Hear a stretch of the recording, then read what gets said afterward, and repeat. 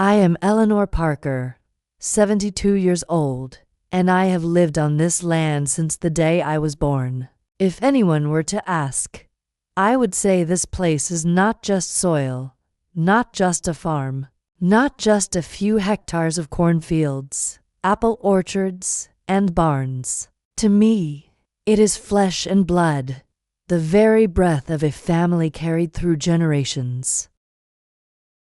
If you're watching this video, please like, subscribe, and let me know in the comments where you're listening from. I'd be so happy to connect with you. My great-grandfather, Jonathan Parker, bought this land more than 100 years ago, when the whole area was nothing but wild grasslands and red dirt roads. People in the small town often said he was a tough man who spent his life building a house, planting trees, and raising cattle. He was the first to bring sweet apple varieties from the East and plant them here. I grew up with those stories, hearing them as if they were the family's own scripture. As a child, I remember clearly the feeling of running barefoot under the old oak tree on the northern edge. That oak was so big it took 3 children to wrap their arms around it, its canopy shading the whole yard. My father often told me, "Eleanor, that oak is the soul of this land. It has witnessed every generation of the Parkers grow up, and indeed, since I was little, rumors about that oak had always existed. People said my great-grandfather once buried a wooden chest under its roots, but no one dared to dig it up, because my father always sternly reminded us, no one is allowed to desecrate this land. When my father passed, I kept the land. Then my husband, George, died in his early 50s, leaving me alone. From then on, the land became my only anchor. It was not just property, but memory, and a promise I had sworn to my parents, to keep the land for the next generation. Michael, my eldest son, understood that. He was born and raised here, familiar with every fence and every irrigation ditch. He followed in his father's footsteps, tending the farm, living simply, speaking little. In him, I saw the image of his grandfather, firm, reserved, but deeply responsible. Susan, my daughter, was different. Since childhood she had dreamed of a more comfortable, glamorous life. After marrying David Miller, a businessman, smooth-talking and well-dressed, Susan grew distant from the land. She rarely came back to the farm, and each time she did, her words cut me to the core. I remember that evening, when the kitchen still smelled of freshly baked apple pie. Michael had just returned from checking the barn, his clothes covered in mud. He washed his hands, sat at the table, looked at me, and said, "Mother, I believe this land is not just wealth. It is the lifeblood of our family. I will keep it, no matter how hard it gets." I nodded, my heart warmed. But Susan, sitting across, frowned. "Mother, you're too stubborn. Who keeps these old farms nowadays? If we sell it, you'll have money for your old age. Michael can buy a house in town, and I won't have to worry either." I stopped what I was doing and looked at her. I knew exactly who had whispered those words into her ear. David, my son-in-law, sat right next to her, silent, giving only a faint smile and a nod, as if in agreement but never speaking directly. He always played the outsider, saying nothing, never pushing, letting Susan speak for him. But I understood. His eyes, the way he looked around this wooden house, the way he toyed with his glass of wine while never missing a word, all told me he had ambition. Michael slammed his hand on the table. "Never. Father and mother kept this land their whole lives. I will too. I won't let anyone sell it. Not even you. Susan's face turned red, her voice sharp.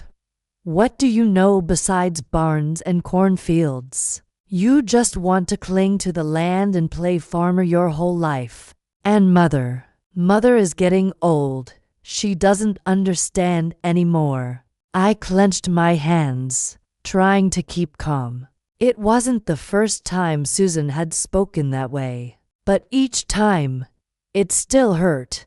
David, as usual, sat there pretending to mediate. Come now, Susan, you've gone too far. This is your family's matter. I only think, if the land were sold, everyone would live more comfortably. But it's up to you, up to the family to decide. His voice was soft, but every word carried a hidden blade. Susan looked at him, her eyes flashing with agreement, then turned back to continue the argument. And I knew it was David who was planting these seeds. That evening, I went out to the porch alone. The wind swept in from the fields, carrying the scent of fresh grass and the chirping of crickets. I looked toward the old oak at the far end of the field, its shadow stretching long under the moonlight. A vague unease stirred inside me. I told no one, but I knew the conflict in the Parker family had begun to take root. I whispered to myself, Jonathan, great-grandfather, if you truly left something under that oak, please let it help this family stay united, not divided, but deep down. I understood. A storm was coming, and this time, it could sweep away everything I had tried so hard to protect. I once thought, after that dinner, everything would calm down. That Susan was only hot-tempered for a moment, that David had just let slip a few words. But I was wrong. From that day on, the air in the house felt like it was covered in a heavy fog. Michael still worked in the fields every day. He woke before dawn, opened the barn gates, checked the well, walked along the fences. When he came home, sweat and the smell of grass clung to his shirt, but in his eyes shone a sense of pride. I knew that for Michael, the farm was not just a livelihood. It was his identity, the place he wanted to continue building, carrying on the legacy of his forefathers. Susan visited me more often these days. She usually came home rarely, busy with her own work and her family with David. But each time she came, I felt something wasn't right. At first, it was just questions of concern. Mother, are you tired?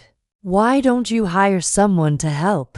She asked, pouring me a glass of water. I'm still healthy. At this age, light work is good for me, I replied with a smile. Susan bit her lip, then said casually, but if we sold the land, you could live so much more comfortably. Just imagine, you could stay in a beautiful house in town, with help around. No more worries about the fields. I only shook my head. I don't need that. This land is my flesh and blood, Susan. I thought that answer would put an end to the idea, but I was wrong. One afternoon, when Michael had just returned from the fields, drenched in sweat, Susan brought up selling the land again. This time Michael didn't stay silent. He slammed his hand on the table, his voice sharp. Stop it, Susan. Do you even know what you're saying? This is our family's land. Father, grandfather, even great-grandfather lived and died for it. To sell it would be to betray them. Susan flushed red. You're always clinging to this farm. Who does that help? Mother's old now. Do you expect her to keep struggling out there forever? Michael gritted his teeth. I'm here. I carry the burden. Mother isn't suffering. I'm the one doing the work. And you? What do you know about any of it? I quickly stepped in. Enough, both of you. Don't fight. I'll think about it.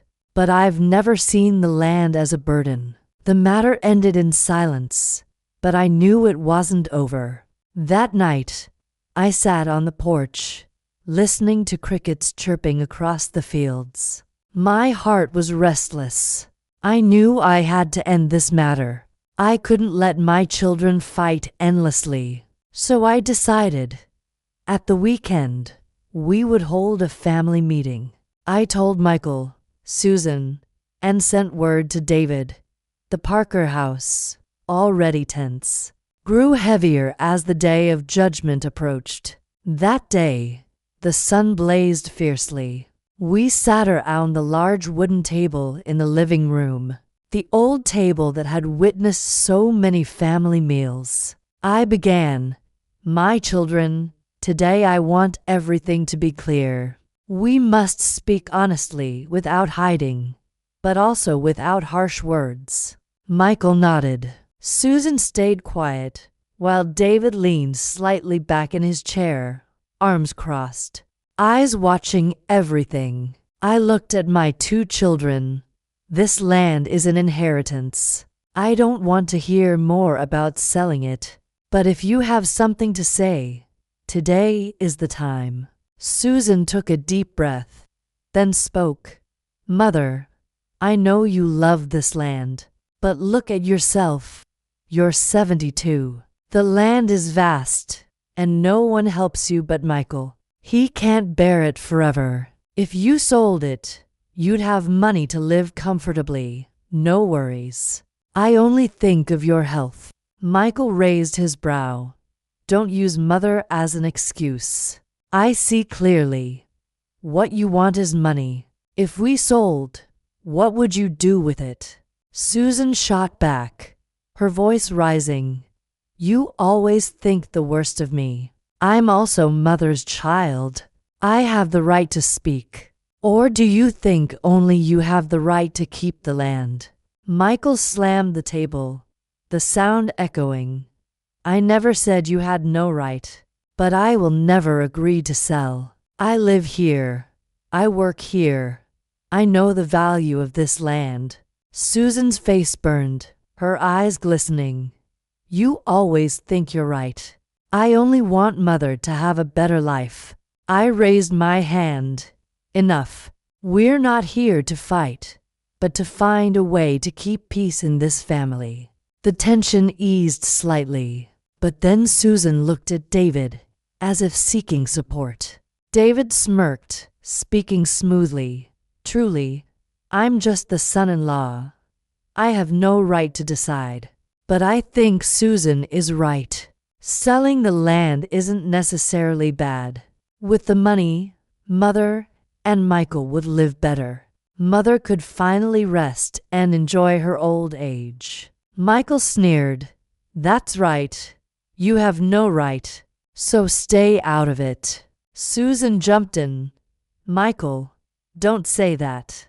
He's only giving his opinion." The conversation dragged on for hours. Michael spoke of the past, of father's sweat shed on the land. Susan spoke of the future, of the comforts money could bring.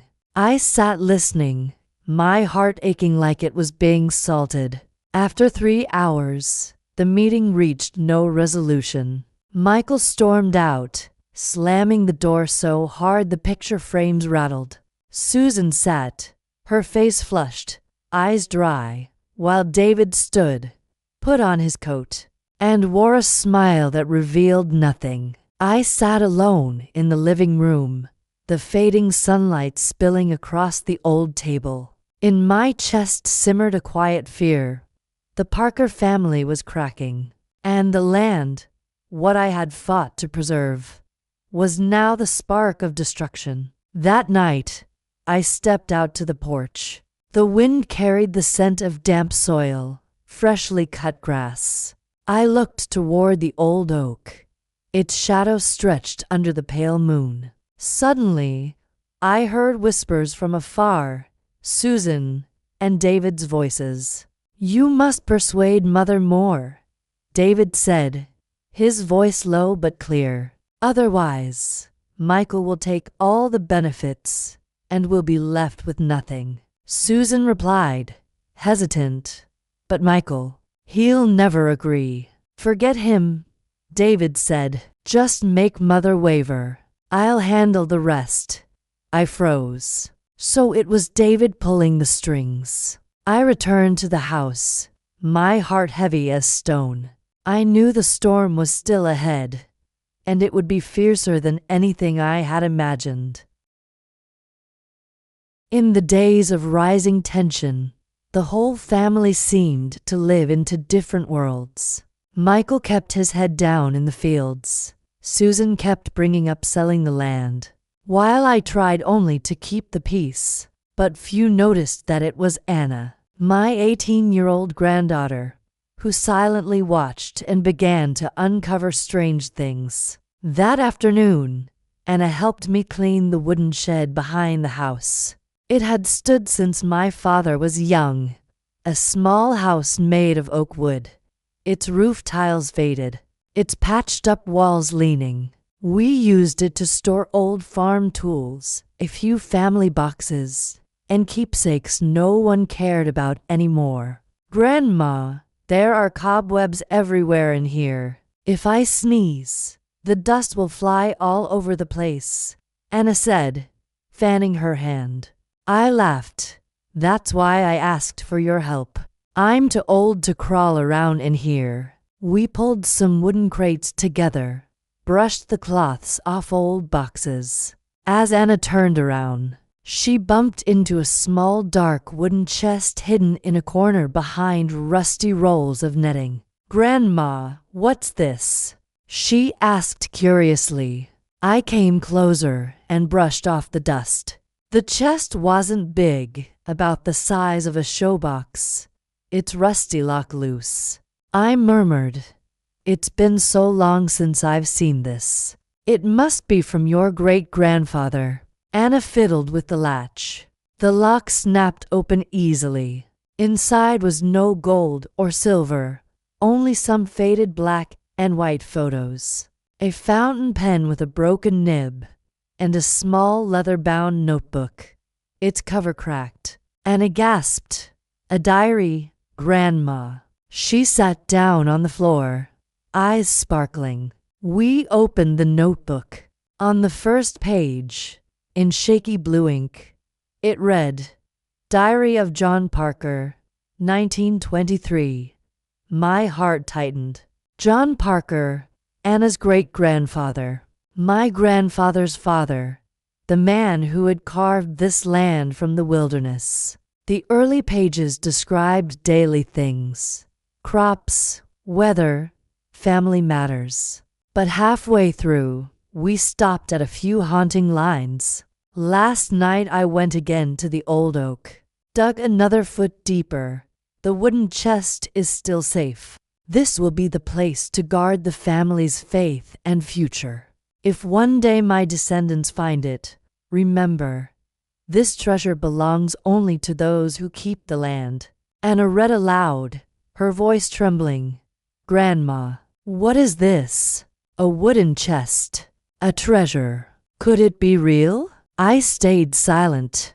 The words were vague, yet too specific to be a joke. Long ago I heard my father say that great-grandfather hid something important, but no one ever knew what it was. People said he was cautious, always afraid the family would lose everything. Maybe he really did bury something. Anna looked at me wide-eyed, like a child hearing a fairy tale. Grandma, if there's really a treasure, is it under the oak tree? I sighed. I can't be sure. It might be just old papers. But since I was little, the townsfolk always whispered. That evening, while Anna was still busy reading, I went to see Henry Collins, the old neighbor who lived about a mile away. He was 75 now, hair white, but his mind still sharp. He had once worked for our family, so he knew many old stories. When I mentioned the diary, his eyes lit up. Ah, So you finally found it. I always suspected it was still somewhere in the shed. I was surprised. Henry, you know something. He spoke slowly. I remember as a boy, one moonlit night, I saw your father, John Parker's son, digging near the old oak. He carried a small wooden chest. I stood far away, didn't dare approach. The next day, when I asked, he brushed me off, told me not to pry. But from then on, no one dared disturb that oak. People whispered something valuable was buried beneath it. I sighed, but it could just be keepsakes. Henry shook his head. Eleanor, I believe it's more than that. John Parker wasn't one for games. He was strict, quiet, and everything he did had a reason. His words left my heart heavy. When I returned, Anna had nearly finished the diary. She cried out, Grandma, there are more parts, almost like codes. Look here. When the tree's shadow stretches west, take 3 steps forward. Beneath the gravel lies the key. I frowned. They did look like clues, almost like a treasure map. Don't take it too seriously. Maybe great-grandfather was just writing for himself. But Anna grew even more excited. Grandma, we have to try. We'll never know otherwise. She clutched the diary like it was treasure itself. In her eyes, farm life that once felt dull had suddenly turned into an adventure. Unfortunately, that day Susan also came by. When she heard Anna reading those lines, her eyes gleamed. She pressed. Really? Great-grandfather wrote about a treasure? Anna, innocent, nodded. I, however, felt worried, knowing my daughter wouldn't let this rest. Susan, don't get ideas. It could just be old documents. But she answered absently. Either way, we have to find it, Mother. What if it's gold or silver? I looked her straight in the eye. This land is not for sale. And any treasure, if it exists, belongs to the whole family, not to anyone alone. Susan forced a smile, but I knew ambition had already stirred in her heart. That evening, as I sat mending clothes on the porch, I again heard Susan whispering with David in the backyard. Did you hear? There's treasure under the oak. David's silky voice replied. If it exists, then you must be the one to control it. Don't let Michael interfere. Speak to your mother carefully. Don't let her suspect. I shivered. Just as I feared, David cared nothing for family, only for gain. And Susan, my own daughter, was slowly leaning toward him. That night I couldn't sleep. I remembered my father's figure long ago, digging under the moon. The sound of a spade striking gravel. As a child, I had once asked what he was doing. He only smiled. One day you'll understand. Now, after so many years, I realized how heavy those words were. I looked out the window. The old oak stood tall in the yard, its branches whispering as though keeping a secret. The moonlight cast its shadow long, like an arm pointing toward the future. That August afternoon, the sun cast a deep golden glow across the cornfields. I was sitting on the porch, sewing, when I saw Henry Collins slowly walking past the gate. He leaned on his cane, his steps unhurried, his faded checkered shirt fluttering in the soft breeze. I called out, Henry, come in for some tea, cool off a bit. He looked up and smiled kindly. Well, Eleanor, it's been a while since I stopped by. Anna heard his voice and ran out, still clutching the old diary she had found in the shed. She whispered to me, Grandma, can I show him this? I hesitated for a moment, then nodded. If anyone could understand the old days, it would be Henry. We sat around the old wooden table in the kitchen and opened the diary and read aloud the parts about a wooden chest buried under the old oak tree.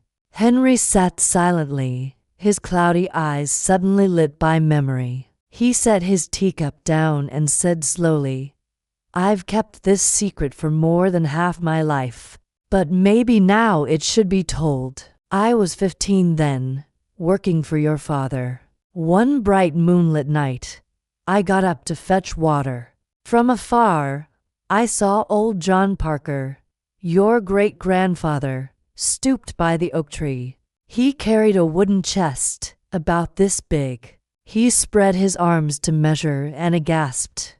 And what did you see?" Henry sighed. He dug a deep hole. Each strike of the spade sounded like a drumbeat in the night.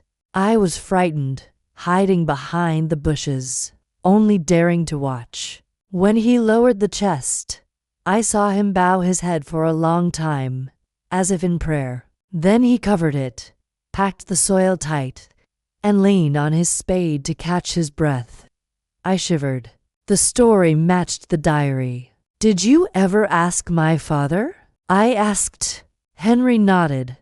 "The next morning, I dared to. He just gave me a stern look and said, 'Some things are not for a curious boy. Forget it.' Then he walked away." Henry smiled sadly.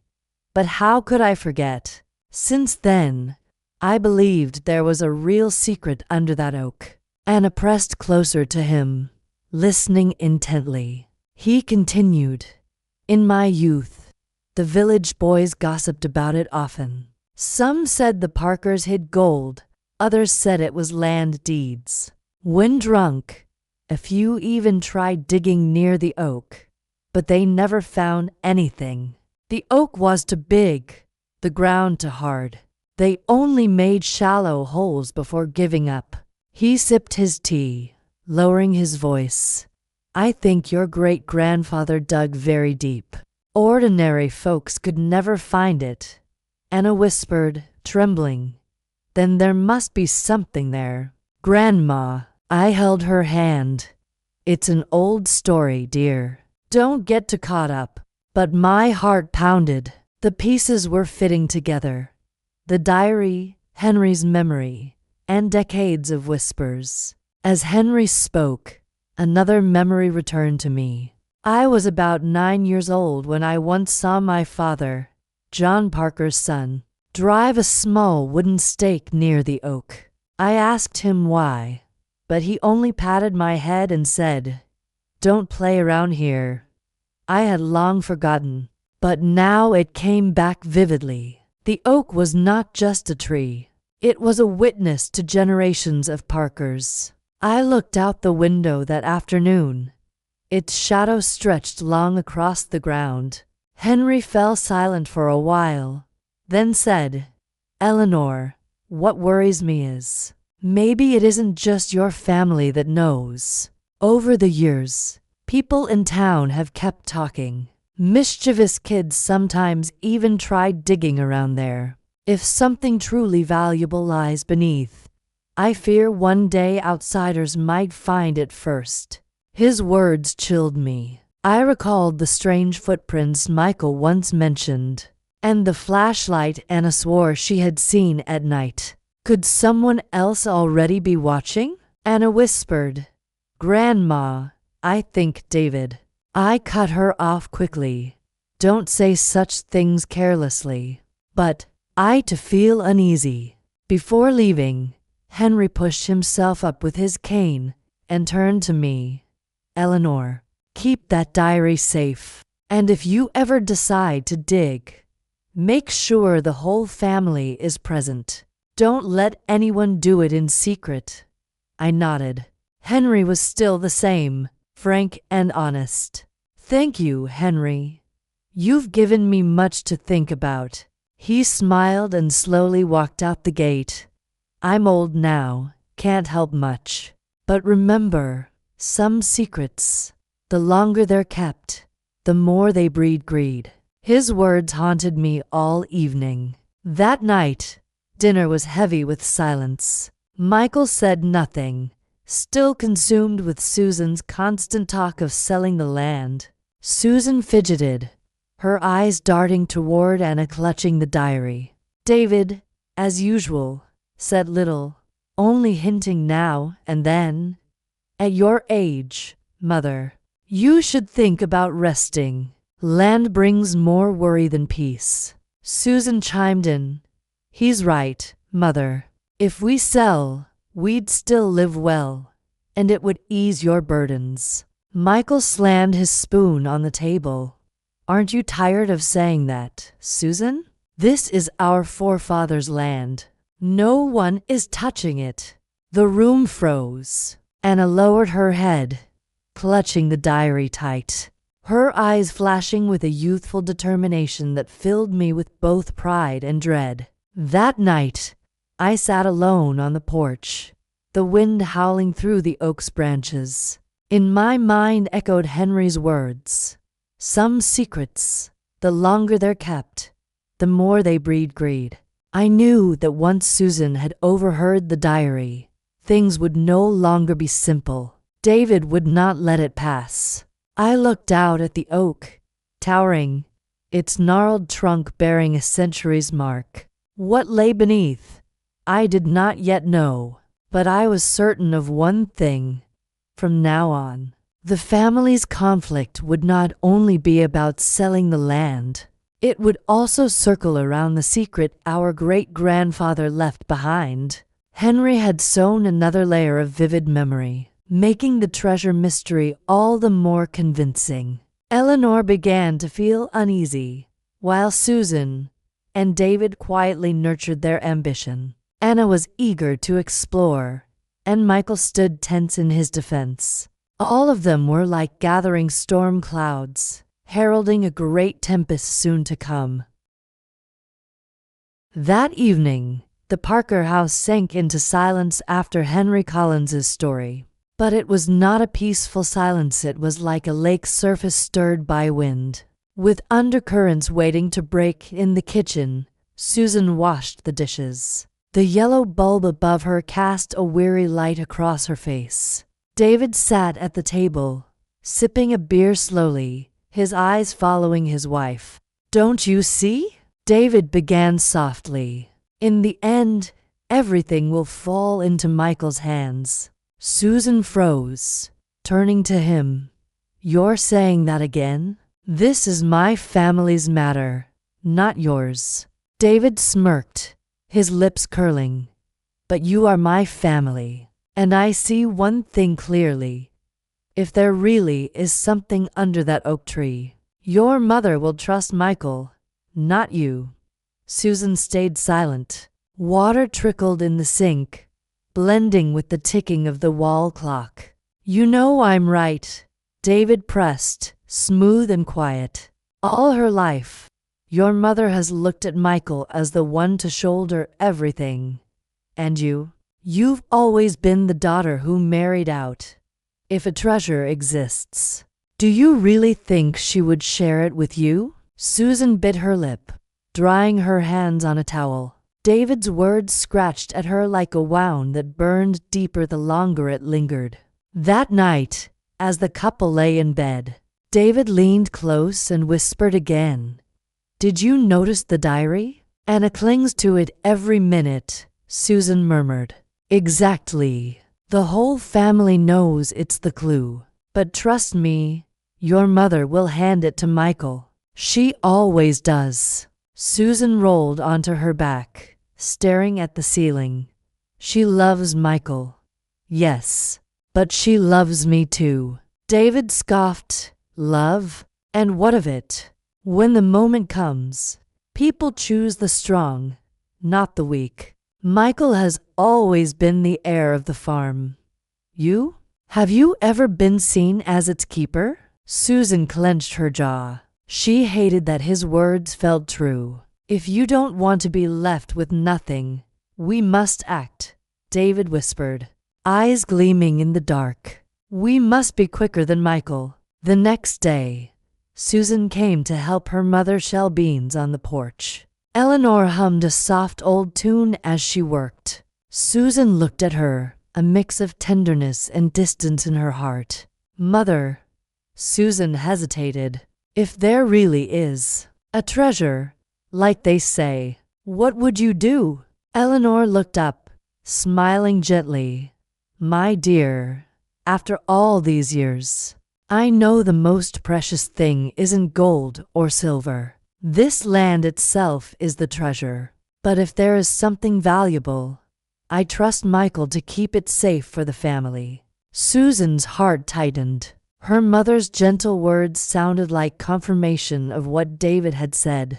That afternoon, Susan repeated it to her husband. David sneered. "You see? Didn't I tell you? Your mother has chosen Michael. You're nothing but a shadow." Susan lowered her head. For the first time, she tasted the bitterness of being left behind. One evening, David spread out a map of the Parker land, tapping his finger at the oak tree's spot. "If Henry's right, it's here." He looked at Susan, his voice firm. "Michael won't let anyone near it, but we can get there first." "You mean?" Susan asked, her voice trembling.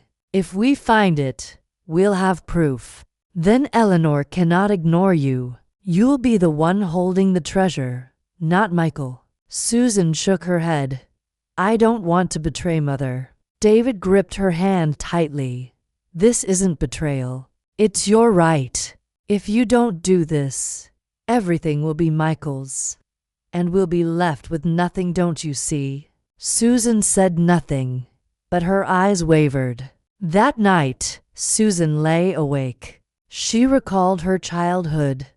Michael was always the one praised, entrusted with responsibilities. She only needed to be diligent, obedient. Her mother's words that day, "I trust Michael," cut deep like a blade. David turned, wrapping his arms around her, whispering, "I don't want you to suffer. I'll handle it. Just stand with me." Susan shut her eyes. But in her mind she saw Michael standing beside their mother, while she remained on the outside. The next day, at the family table, Susan spoke suddenly. "Brother, I think, if there really is a treasure, it should be divided equally." Michael frowned. "Who's been filling your head, Susan? This isn't about dividing spoils. This is land heritage." Susan's voice sharpened.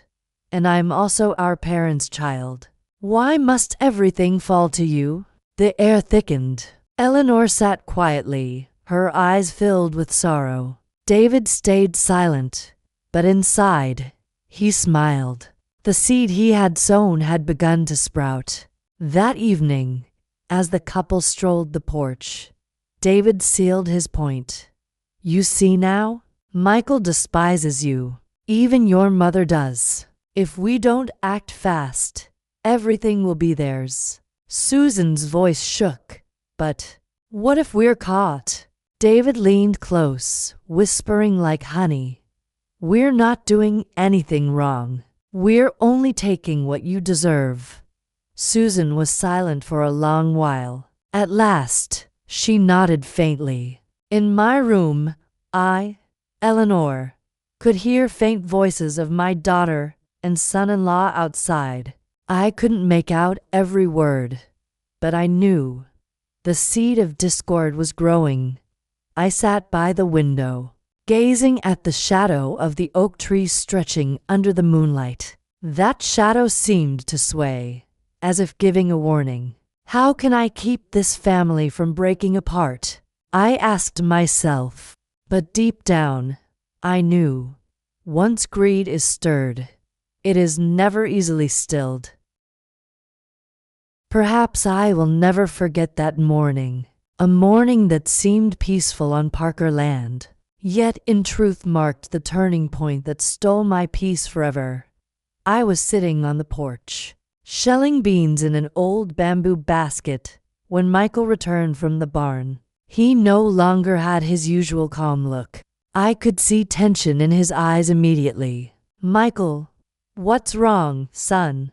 I asked, my fingers still rolling the beans. He dropped heavily into a wooden chair, letting out a weary sigh. I just saw strange footprints under the oak, Mother. They weren't mine, or anyone in our family. Someone else has been there. I looked up, straight into my son's eyes. For a moment my heart clenched. Then I told myself I had to stay calm. Maybe just some village children. They often run around everywhere. Michael shook his head firmly. No, Mother. These prints were heavy and deep, like to grown men. They went straight to the oak and back, not like kids playing. I fell silent. A memory flickered. When I was a child, I once saw my father standing for hours beneath that very tree. He had told me, the land keeps its secrets. Do not dig. Do not let greed lead you. But the vision faded. I did not want old memories to add to my son's worry. Michael, I said softly, steadying my voice, this land has endured so many rumors.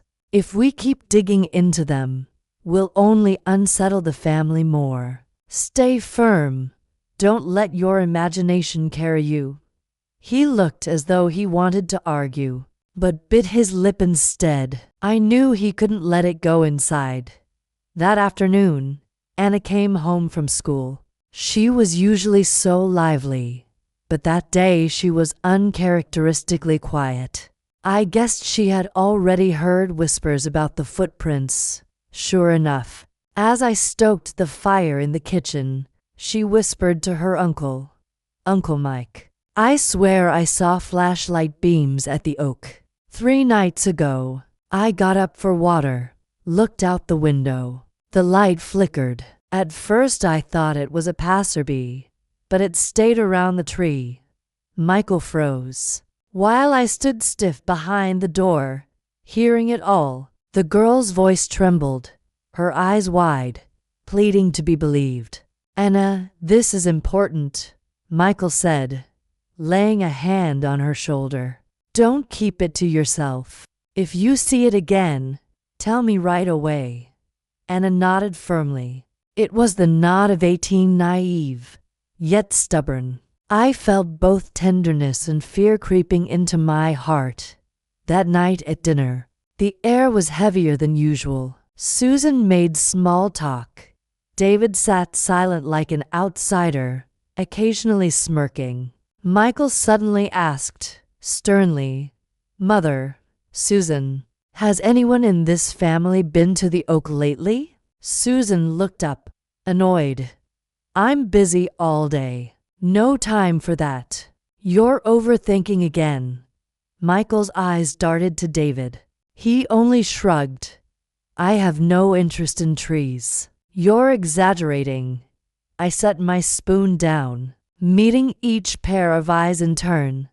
Let's not let this trouble our minds anymore. This land needs peace. Everyone must sleep in peace. I said it, but inside I had no peace myself. Anna kept her head low, twirling her spoon. I knew she wanted to speak, but feared I would scold her for imagining things. That night, Michael decided to keep watch at the oak. I watched him leave with a flashlight and coat, worry gnawing inside me. He later told me that around midnight, he really did see flickering lights. At least 2 men. They whispered, and the sound of shovels striking earth echoed in the still night. Michael hid in the bushes, watching silently. They dug for a while, then left. The ground churned and uneven. When he returned and told me, I stayed silent. Inside, I knew. What my father had once done beneath that tree, the wooden chest Henry said he saw, was not just rumor. Do you see now, Mother? Michael said hoarsely. They aren't just rumors anymore. They're digging for real. I sighed, meeting his eyes. Michael, if we make noise, the whole town will rush here. Would we still keep even a shred of peace then? He said nothing, his fists clenched. Anna stood by the doorway, her eyes fierce. I'll help you keep watch, Uncle. I'm not afraid. I turned sharply, alarmed. No, Anna. You're too young. This isn't your burden. But in her eyes, I saw a stubborn glow. The next night, as I stepped onto the porch, I caught Susan slipping past the kitchen. At that moment, Michael was speaking quietly to me. I must protect the land. If not, something will happen. Susan stopped short, and I caught a glimpse of David behind her, leaning close to whisper something. I couldn't hear the words, but Susan's expression told me enough. David was feeding her doubts. I knew then the clouds of conflict had not dispersed. Now, with these strange signs, the storm drew ever nearer. I looked out across the fields. The old oak still stood tall, its branches stretching like those of a loyal guardian. Yet the soil beneath it was scarred, torn open like wounds disturbed. I still remember that night clearly. The crescent moon hung low, its pale light spreading across the fields like a thin veil. I often couldn't sleep, so I would sit by the window, watching the silent fields. That night I saw figures flickering at the edge of the land. I thought it was Michael, since he often patrolled the farm after discovering the strange footprints. But when I looked closer, it wasn't him. This figure was shorter, heavier, and then, behind him, Timur appeared, carrying something that flashed in the moonlight. I was unsettled, torn. If I told Michael, and he rushed to the oak, it could be dangerous. We didn't know what these men wanted. Luckily, they left after only a moment, and I breathed a sigh of relief. I resolved to tell Michael the next morning so we could decide what to do the next day. I learned everything when Anna confessed. But to tell you properly, I must recount it in order just as my heart pounded. When my granddaughter's trembling voice revealed the truth, Anna had always been curious. She'd been that way since she was small. That night she hadn't slept. She followed the flickering light I had seen, and witnessed something I wished she'd never had to see. She told me, "Grandma, I hid behind the bushes. I saw Uncle David with two strange men. One was tall, with a thick beard. The other was thin, holding a machine that beeped as he swept it over the ground. They stopped right under the oak tree. As Anna spoke, I could feel her hand ice cold in mine. And then what, Anna?" I asked, my chest tightening. She bit her lip, then continued. Uncle David pointed at the ground. I heard him whisper, "Here, dig quickly, before anyone in the family finds out." I shut my eyes tight. I wanted to dismiss it, to believe she had misheard. But no, she could not have invented that tone of voice. That slick but calculating manner I had heard from David many times before. They started digging. Anna whispered. Dirt flew. The damp smell rose up. I was trembling, but I didn't dare move. Then the machine beeped faster, louder. The bearded man laughed. "Metal. There's definitely something here." Anna's eyes filled with tears as she spoke. I pulled her close, feeling her small body shaking against me. But the true horror came next. She said. I stepped back, trying to run get Uncle Michael, but I accidentally stepped on a branch. It snapped. All three of them turned. The flashlight shone right on my face. My heart nearly stopped at that detail. David came forward, his eyes dark, nothing like usual. He grabbed my arm, pushed me down, and hissed, "Anna, you must say nothing. This is grown-ups' business. If you speak a word, your family will fall apart. Do you understand?" Anna sobbed. I was so scared, Grandma. I nodded and nodded. Then he let me go, told me, go home and forget everything you saw. She buried her face against my shoulder, crying like a little child. And I sat frozen, stunned. My dear friends, I have lived 72 years. I have seen war and famine. I have watched my husband lowered into the ground and held my father's hand as he took his last breath. But never has my heart hurt as it did when Anna told me that my own son-in-law, the man who should protect my daughter and granddaughter, had terrified them to the point of trembling. I looked at Anna, keeping my voice calm. You did the right thing telling me. Don't be afraid. The truth must be spoken, or it will devour us all. The girl lifted her red, tear-streaked face, and I saw a spark of determination in her eyes. The next morning, I told Michael, his face flushed with rage, fists clenched. I'll confront David right now. No, I stopped him. We have nothing but Anna's word. If you shout, David will deny it, and Susan will take his side. The family will break apart even more. Michael panted like a bull penned in a tight stall. I understood him, but I knew it was not yet time. That evening, I noticed Susan and David sitting apart, whispering together. I caught fragments of David's voice. I promise you, Susan, if this works, we'll have a new life. You only need to trust me. Susan nodded, her eyes glowing with blind faith. Watching them, my chest constricted. My daughter was being led down a dangerous path. That night of digging had carved a new fracture into Parker land. It wasn't only the soil that had been disturbed, but the trust within the family. I knew the storm was drawing near, and the only thing I could do was keep Michael and Anna steady, so that when the truth finally broke open, we would still have the strength to withstand it. As for David, I knew he would not stop.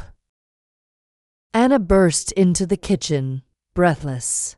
Grandma, you have to come outside with me. She pulled at my hand. I frowned. What's gotten you so worked up? By the oak tree. The ground isn't dug deep yet.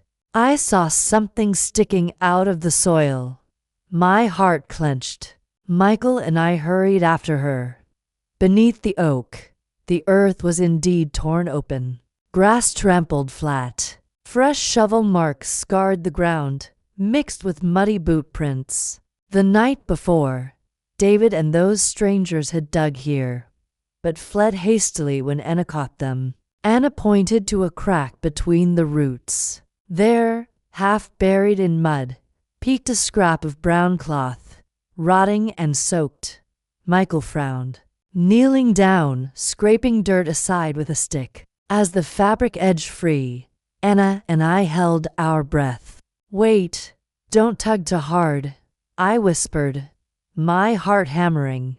Carefully, Michael pulled the soil away until a small, tattered cloth pouch came loose. At that moment, 2 gold coins spilled out, tumbling onto the ground. The morning sun struck them where the mud hadn't covered, and they blazed so bright it hurt the eyes. Anna gasped. Grandma, it's real gold. Michael picked one up, wiped it on his pants, and turned it in the light. Heavy, cold. Stamped on its face was Lady Liberty, dated more than 100 years ago. Unbelievable, Michael murmured, his voice thick with wonder and emotion. Father was right. He never made it up. I took 1 coin with trembling fingers, as if touching the memory of a lifetime. The Parker treasure was no longer a myth. We carried the ragged pouch into the house. On the kitchen table, the gold gleamed beneath the oil lamp. We counted 5 intact coins, plus fragments that looked like pieces broken from others. Clearly, This was only the outer edge. There had to be a larger chest buried deeper.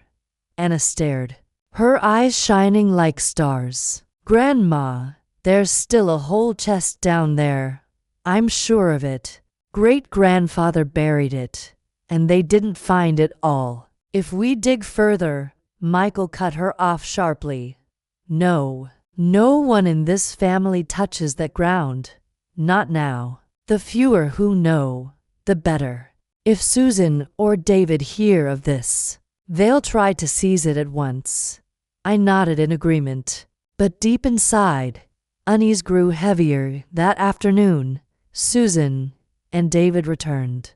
I caught David glancing toward the oak, his eyes betraying raw hunger. During dinner, Susan blurted, "Mother, this land is too vast. Do we really need to keep it all? If we sold just part of it, we could secure your old age, and the rest we'd divide equally." Michael snapped, his voice sharp. "You always talk about selling. Can't you see? This land is worth more than any money. I won't let anyone touch it."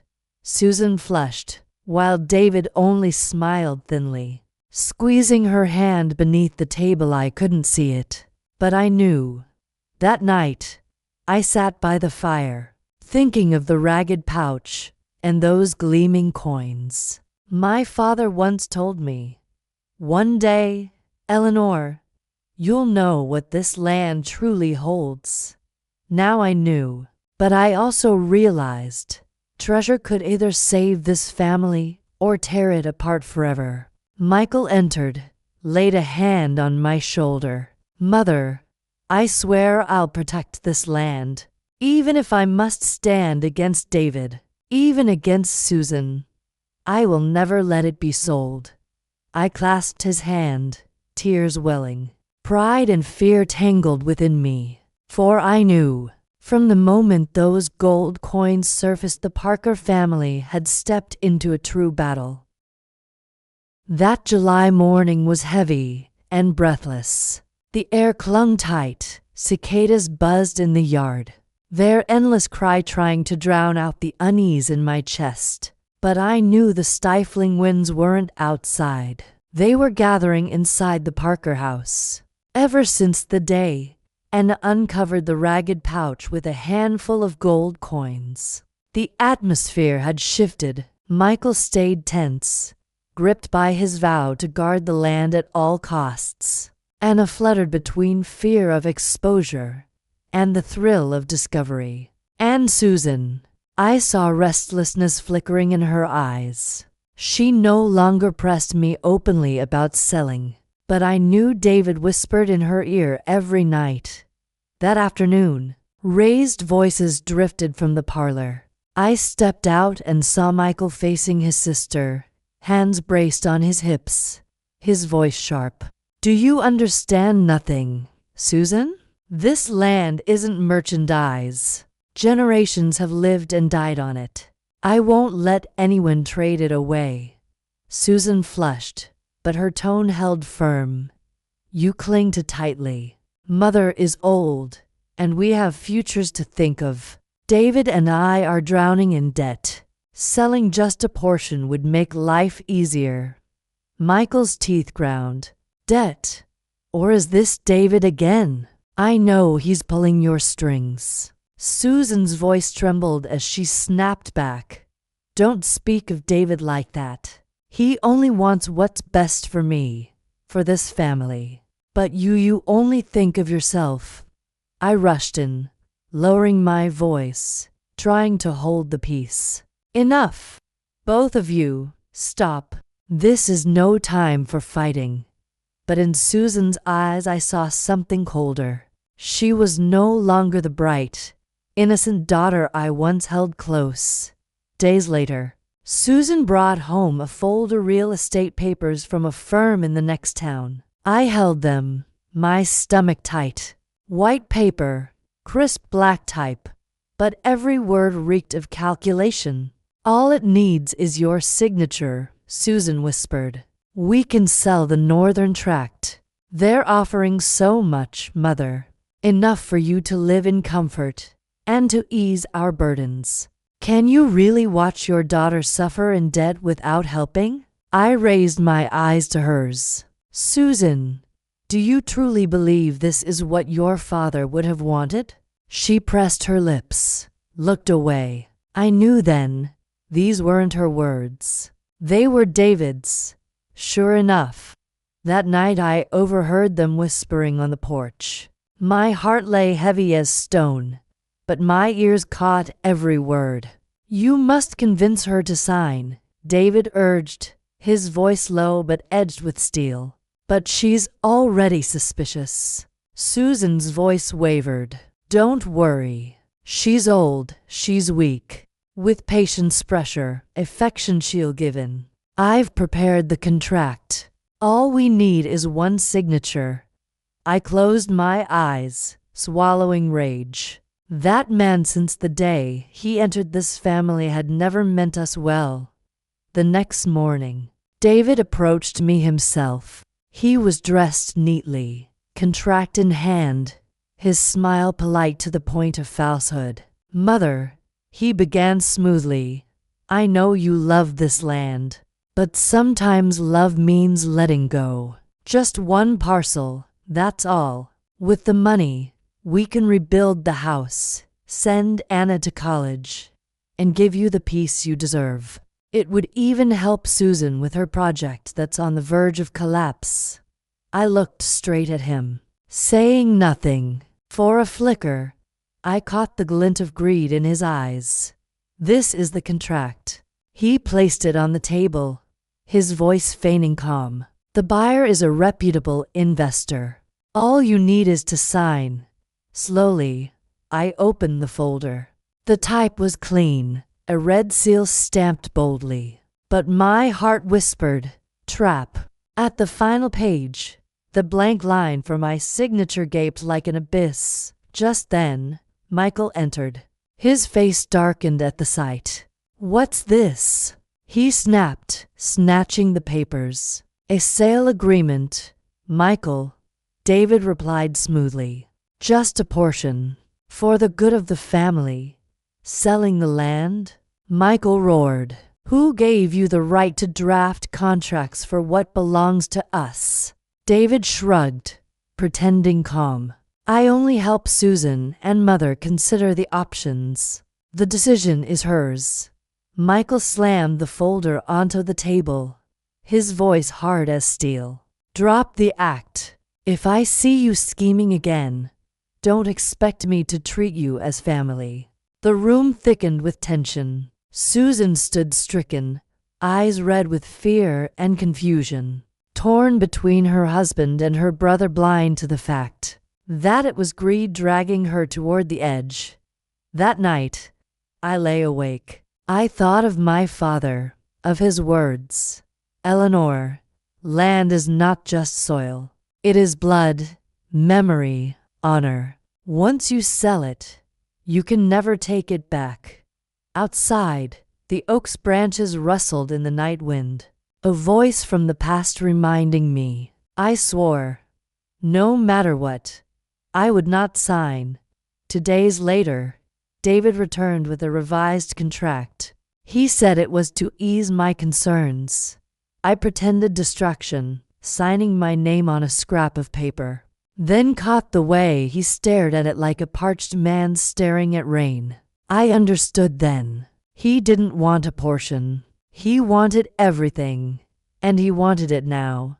Michael grew ever more wary. He warned me, "Mother, don't sign a thing without me there. I don't trust David.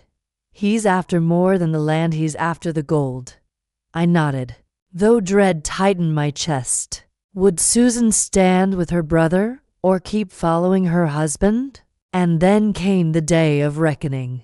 David called a family meeting in the parlor. He laid out tea, cookies, the contracts lined neatly on the table. Susan sat beside him, eyes anxious. Michael stood with arms crossed, ready to fight. Anna sat quietly in the back, her eyes wide, taking in every word. David began, his tone polished, like a practiced lawyer.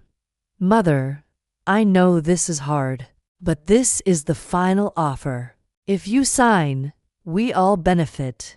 If not, we'll lose the chance forever." He slid the papers toward me. Susan gripped my hand, her voice trembling. "Mother, think of me. Think of David. I only want a secure future." Michael slammed his fist onto the table. "No, Susan. He's using you. Can't you see? This isn't for the family, it's for his greed." The air thrummed tight as wire. I looked around. My son, my daughter, my son-in-law, my granddaughter, all eyes fixed on me.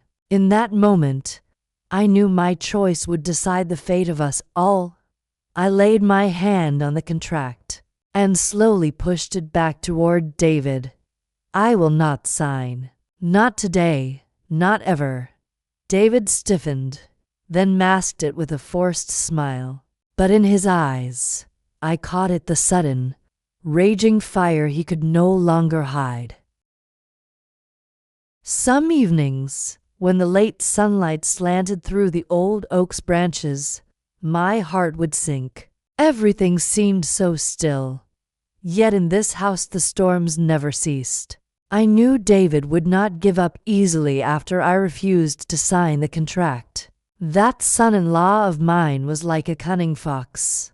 When the straight path is blocked, he will look for a crooked way around. And I was right. Susan rarely looked me in the eye anymore. She avoided me, weary, but still defended her husband. Michael grew more hot-tempered, always on guard, as if waiting for David to slip so he could expose him. And Anna, the only child in this house who still carried a bright innocence, suddenly brought a crucial piece that changed everything.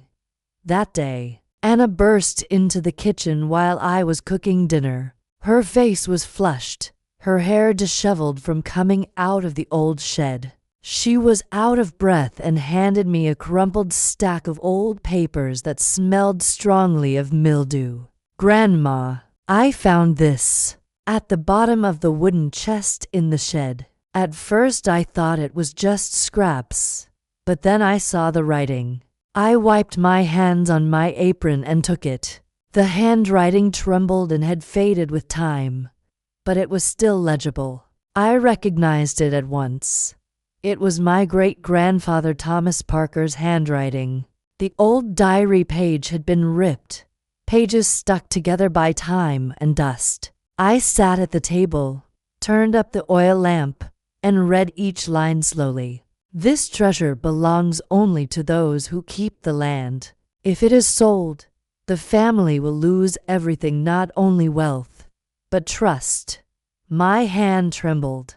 My chest felt as if someone were squeezing it. Those words echoed in my head, clear as a warning from beyond. That night I called the whole family into the parlor. Michael sat up straight, alert. Susan clung to David's arm, eyes cast to the floor. Anna sat beside me, her eyes bright as a lamp in the dim room.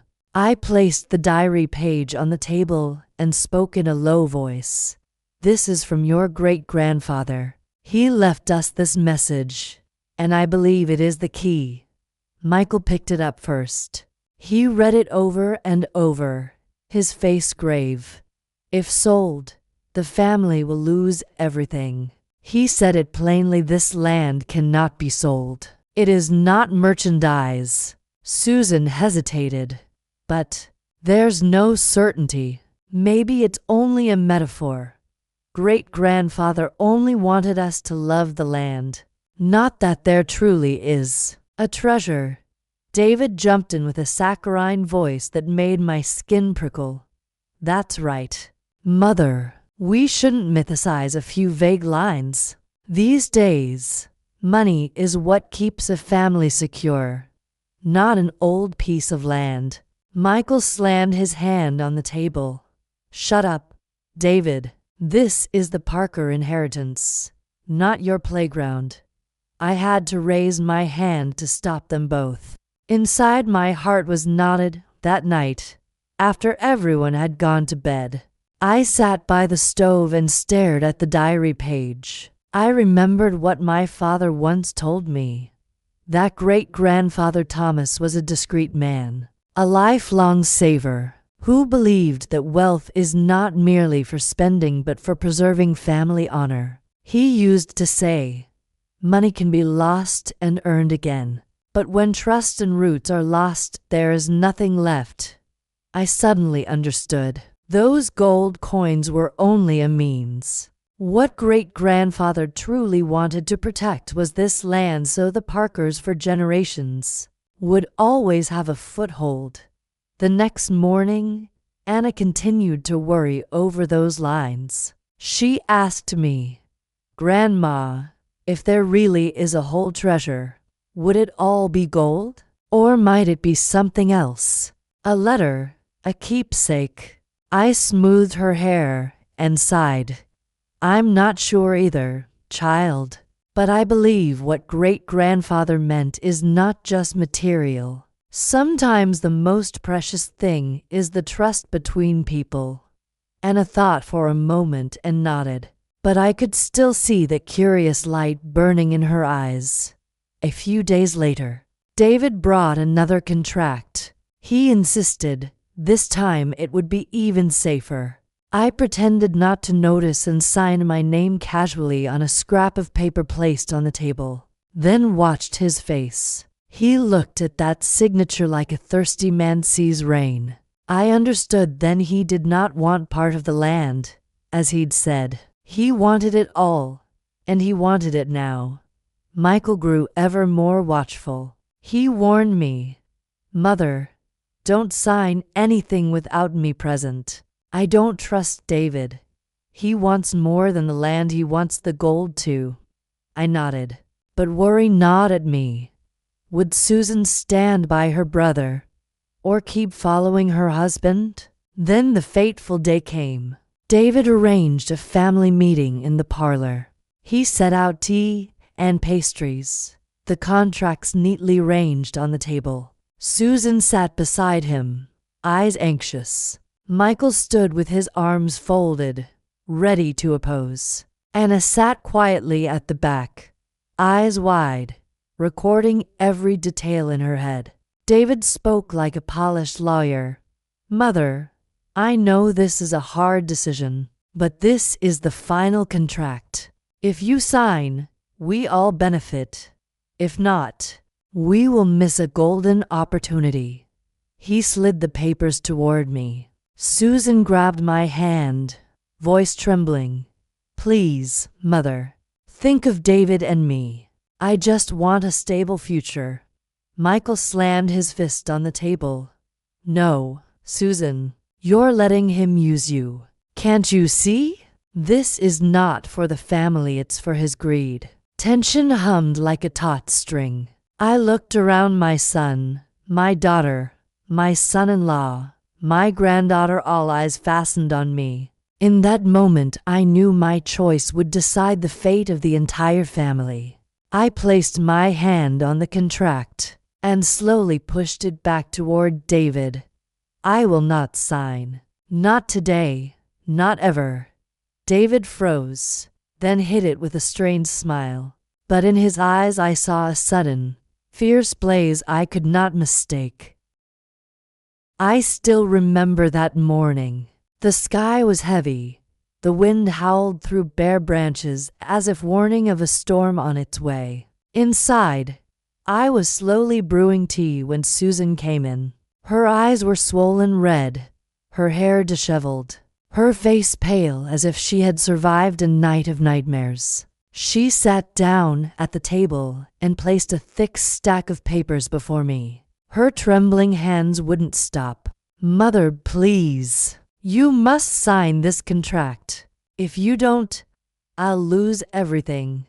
I frowned, my voice steady though dread coiled inside me. "What do you mean, Susan? Why the rush?" Her lips quivered. Then the tears came, falling onto the papers. She forced the words out. "David, David borrowed a large sum to invest. He said it was only temporary, but he failed. Now they're demanding repayment. They've come to the house, threatening to sue. My name is on the loan with his. If we don't have the money, I could go to court. I could even go to jail. Mother, I froze. My chest stabbed with pain at the sight of my daughter sobbing like a child gone astray. I held her cold hands and sighed. Oh, Susan, how could you let David drag you into this? I warned you so many times, don't let him tie you to land and money. Do you know what you've done? You've pushed the whole family to the brink. She buried her face in her arms. You think I wanted this? I only signed a few papers. I trusted my husband. He told me it was nothing. Now they've shown me the documents. With my signature, I can't escape. If I don't pay, they'll take me to court. Mother, I'm terrified. Her sobs cut through me like knives. This was no longer about greed or inheritance. It was survival. It was law in my head. Voices from the past roared, my father, my great-grandfather. The land must never be sold. It is the soul of the family. Yet across from me, Susan's voice cried, Mother, save me. Her trembling hand pushed the papers closer. Please, just one signature. Sell the land. We'll have enough to pay. I'll be free. The family will be free. Mother, I beg you. My hand hovered over the contract, my heart in turmoil. That afternoon, we gathered in the parlor. Michael sat by my side, tense. Susan sat opposite, her eyes swollen. David stood behind her, his gaze sharp as a hidden blade. David spoke first, smooth as oil. Mother, I know you love this land. But now we must be realistic. Susan faces legal trouble. If she goes to court, we risk not only shame but crushing debt. We must resolve this. Michael slammed his hand down. Shut up, David. You caused this. You dragged my sister into debt and now you're forcing my mother to sign. Do you think we're fools? David smirked, feigning calm. Michael, you're too hot-headed. I force no one. I only speak the truth. Susan signed the loan. The police already have the documents. Without money, who will bear the consequences? Susan sobbed, turning to her brother. Michael, do you think I wanted this? I didn't know it would come to this. But I signed. If Mother doesn't sign, I'll lose everything. I may go to prison. Michael turned to me, pleading. Mother, don't listen to them. This land is our inheritance. Father died protecting it. If you sign, it's betrayal against him, against our ancestors. Tears blurred my eyes. On one side, Michael the steadfast son sworn to the land.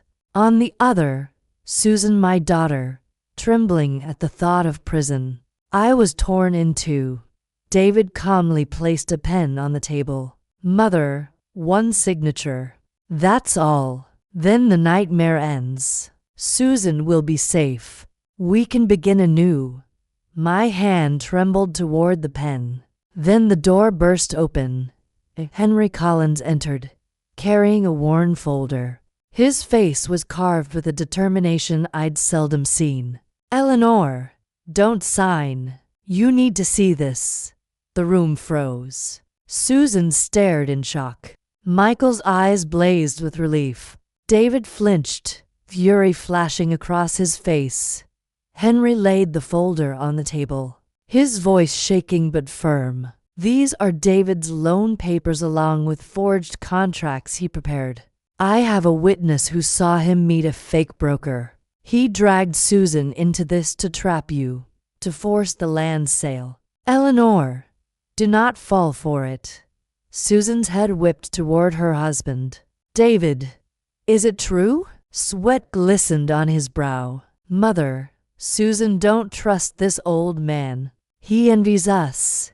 He wants to ruin us. But I saw it, the tremor in his eyes. The lie collapsing. I gripped Susan's hand. My child, you've been deceived. David used you. I will not sign. Not ever. Susan broke into sobs, her body shaking apart. David stood rigid, face red, words choking in his throat. The charade was over. Henry pushed the folder forward, his gnarled hand steady. His voice rang out like a tolling bell. Eleanor, this is bigger than your family. If we don't expose it now, the entire town will suffer his lies. I looked at him, and courage seeped back into me. Michael nodded. Mother, we must reveal the truth. Only truth can set us free. Susan hid her face, silent in shame. David staggered back, his eyes darting for escape. Henry gathered the papers. This afternoon, the town council meets. I will present the evidence. Let the people judge David Miller. The air shifted. This was no longer a family quarrel. It was a matter of honor for the Parkers, for the community that had stood beside us for a century. That evening, under golden light, I walked with Michael, Susan, and even David to the town hall. Word had spread fast. Dozens were already gathered, neighbors, friends, people who had known the Parker land all their lives. Henry stepped to the podium, his voice carrying through the hall. Neighbors, here is proof of David Miller's fraud. Here is the loan signed in Susan Parker's name, crafted only to coerce Eleanor into selling her land. He sought to exploit their trust for his gain. The hall erupted in murmurs. Fingers pointed at David. He deceived his own family. What a disgrace! David shouted back, arrogant. These old papers prove nothing. You're all being fooled. Henry calmly opened another envelope. Here is a sworn statement from the broker he hired. He has confessed. The hall thundered. Doubt was gone. Susan wept openly. I held her, her shoulders trembling. An elder of the town rose, voice booming. If this deceit is exposed, then another truth must be faced. The oak tree treasure. Is it real, or only legend? Every eye turned to me. My throat tightened, as though the weight of the family rested squarely on me. Michael squeezed my hand. Mother, perhaps it's time. Henry nodded. Yes, they have seen David's lies. Now let them see the truth your ancestors left. The hall fell silent, not the silence of doubt, but of expectation. The entire town held its breath, and I knew the next step would lead us all to the old oak. The iron chest was hauled up from the earth, so heavy it took for strong men straining with all their might to bring it into the light. The crowd murmured, holding their breath. Eleanor, felt my heart pounding as though it might burst. The old oak had stood for generations, but never had it made me tremble like this. Michael, dripping with sweat, worked alongside Henry to pry the lid open. A sharp screech of rusted hinges echoed. Then the top gave way. At that moment, a glimmer of gold spilled out, and the crowd gasped as one. Inside were worn cloth pouches, some torn, revealing old gold coins and silver bars. Not mountains of treasure like in fairy tales, but more than anyone in the town had ever seen. Enough for a family to live in comfort, to pay debts, to rebuild a farm. Susan dropped into a chair, hands over her mouth, eyes wide with disbelief. David's eyes flashed with hunger, greed sparking like fire. But the room fell silent as I lifted an envelope, sealed in red wax. Lying on top, the handwriting, though faded, was unmistakable. that of my great-grandfather, Jonathan Parker, to the descendants of the Parker family. My hands shook as I broke the seal. The paper was yellowed, some words blurred by time, yet still legible. I drew a deep breath and read aloud for all to hear. My children and their children. If you are reading this, the treasure has been found. In this chest I leave a modest sum of gold and silver, not much by the world's measure, but enough to keep the land, enough to care for the family, and more importantly, enough to aid the poor and the struggling in this town. The true treasure does not lie in these coins. It lies in the soil, in the trees and grass, in the sweat upon a farmer's brow, and in the trust shared among neighbors. If you keep it only for yourselves, or use it for selfish ends, this gold will bring ruin. But if you share it, it will become a blessing and bind people together. Remember, this land does not belong only to the Parkers. It belongs to the community that built homes with us, survived harsh winters with us. If the land is sold, we lose everything, not only our ancestors' graves, but the faith of our neighbors. Keep the land. Use the gold to restore the house, repair the farm, and give a portion to build bridges, schools, and help families in need. Then the Parkers will be truly rich, not in wealth, but in kindness. I folded the letter, tears blurring my vision. The crowd was silent, breathless. Then whispers rose, one after another. Old Mr. Parker was wise. He left more than gold, he left a teaching.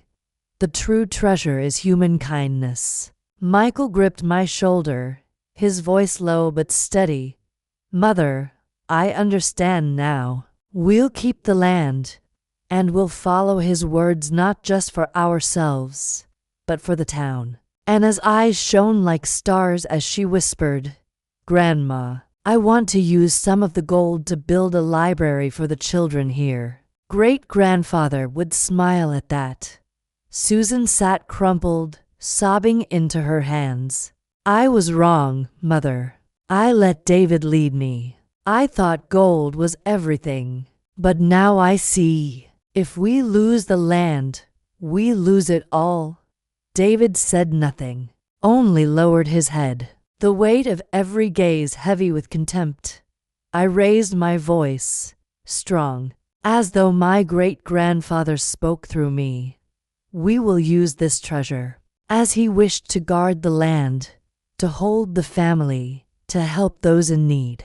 For the true treasure does not lie in this chest, but in kinship and compassion. Faces around me glowed with joy, not because of the gold, but because of the truth. That letter, more than all the silver and gold, became the light to guide my family and the town forward.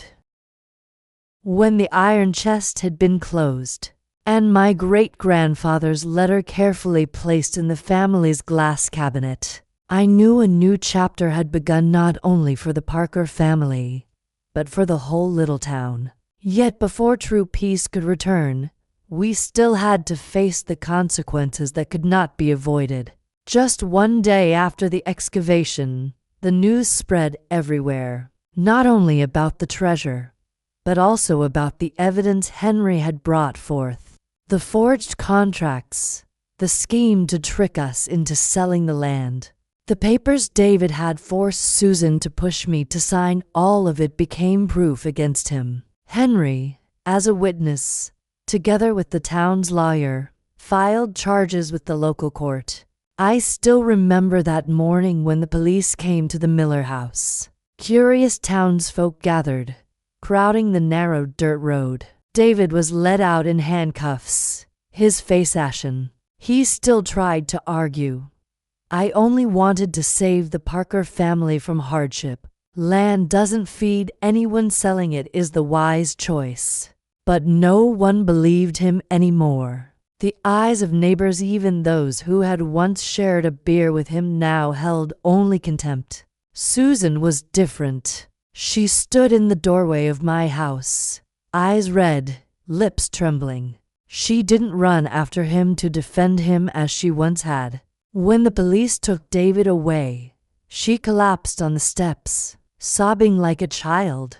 I quietly sat beside her, laying my wrinkled hand on her shoulder. My child, things have come to this, not because you didn't love your family, but because you let someone else lead you astray. I forgive you if you truly wish to change. Susan buried her head against my shoulder, crying, "Mother, I'm sorry. I was blind. I let David use me. I thought only of debt, of money, and forgot that this land is our lifeblood. I'm sorry, Mother. I'm sorry to the whole family." I held her close. My heart ached, but I also felt relief, because at last Susan had realized the truth. Without forgiveness, we could never move forward in the days that followed. We turned to the most important task, using the gold our great-grandfather had left. We didn't squander it, nor did we cling to it as if it were ours alone. Part of it was deposited in the town's bank as the Parker Farm Preservation Fund. Michael took the lead, repairing barns, buying modern equipment to ease labor. He even set aside a corner of land as a teaching farm, where school children could learn how to plant seeds and care for crops, and another portion, in keeping with the letter's wishes, went to help the community. We contributed to rebuilding the wooden bridge over the creek, which for years had rotted away. When the new bridge was opened, the whole town gathered. Children ran across laughing. The elderly walked over without fear. Applause rang out, and everyone spoke the name of great-grandfather Jonathan Parker as a symbol of kindness. We also created a scholarship fund for the village children. Anna suggested naming it the Light of the Old Oak, in honor of the message left behind. I agreed, seeing the sparkle in her eyes. I knew that our great-grandfather had left not only gold but also a fire for the next generation. Susan, too, found a way to atone. She volunteered to manage part of the community support fund, working with the church and the Women's League to distribute food to the poor. Each time I saw her bustling about with a softer smile than before, I knew my daughter had truly changed. One autumn evening, as the golden sunset lit the cornfields, I sat on the old wooden chair on my porch, gazing at the great oak.